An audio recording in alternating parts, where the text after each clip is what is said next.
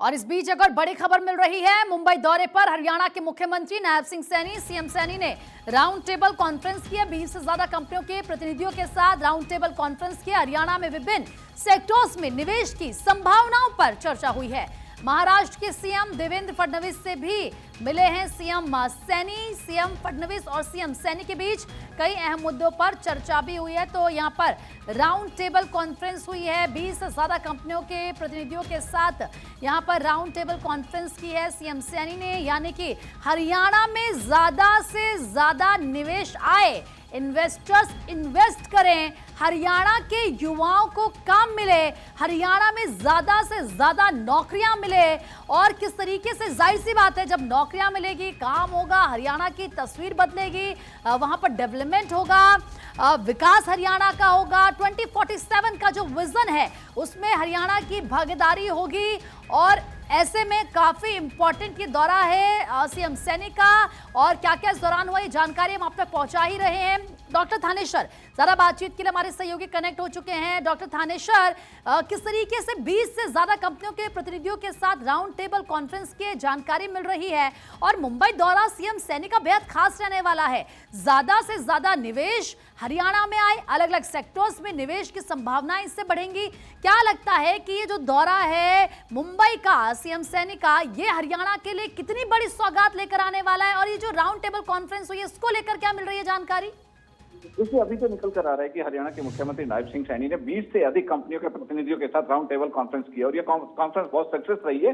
20 से अधिक जो कंपनियों के प्रतिनिधि थे, उन्होंने सीधे तौर पे कहा है कि हरियाणा ने जिस तरीके से इंडस्ट्री को डेवलप करने के लिए 150 से ज्यादा जो कंडीशनें थी वो हटा दी हैं, और इंडस्ट्री के लिए जो बहुत ज्यादा फायदेमंद साबित हो रही है। तो हम हरियाणा में जो लॉ एंड ऑर्डर की भी कोई दिक्कत नहीं है, एकदम स्मूथ सब कुछ चल रहा है, सरकार भी कोऑपरेट कर रही है, पब्लिक भी ठीक है।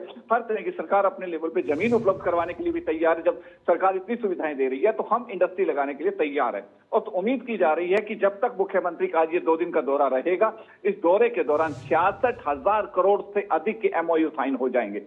तो 66,000 करोड़ से अधिक के एमओयू को साइन होना, यानी कि 66,000 करोड़ का इन्वेस्टमेंट हरियाणा में आना, इससे आप सहज ही अंदाजा लगा सकते हैं कि कितने हजार लाख युवाओं को हरियाणा में जॉब मिलेगी। जब इंडस्ट्री आती है तो वो इंडस्ट्री केवल यहाँ प्रोडक्ट नहीं बनाती, इसके साथ साथ हरियाणा के युवाओं को नौकरी मिलती है और हरियाणा का विकास भी होता है। तो इसीलिए उम्मीद की जा रही है कि मुख्यमंत्री नायब सिंह सैनी का जो इंडस्ट्री को हरियाणा लाने का जो ये दौरा चल रहा है दो दिवसीय, ये बहुत ज्यादा सक्सेसफुल रहेगा और हरियाणा का काफी ज्यादा विकास होने की संभावना है। जी बिल्कुल, हरियाणा का काफी विकास होने की संभावना इससे है। और किस तरीके से डॉक्टर थानेश्वर, क्योंकि सीएम फडणवीस से भी मुलाकात की है सीएम सैनी ने, इस दौरान क्या हरियाणा में निवेश को लेकर बात हुई या काफी और अलग अहम मुद्दे हैं जिन पर चर्चा की गई है?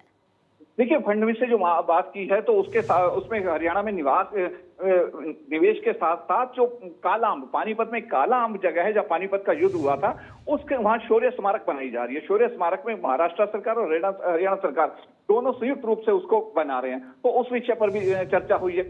कई और भी राजनीतिक और गैर राजनीतिक विषय थे जिन पर अभी मुख्यमंत्री की चर्चा हुई है। अभी जो निकल कर आ रहा है कि 2 मुख्य विषय रहे हैं। एक तो शौर्य स्मारक जो काला अम्ब पर बन रही है उस पर चर्चा हुई है, और इन्वेस्टमेंट जो आ रही है हरियाणा में, महाराष्ट्र में जो लोग काम कर रहे हैं, हरियाणा के जो प्रवासी भारतीय हैं, यानी कि हरियाणा का जो विस्तार हुआ है महाराष्ट्र तक, उस पर चर्चा हुई है।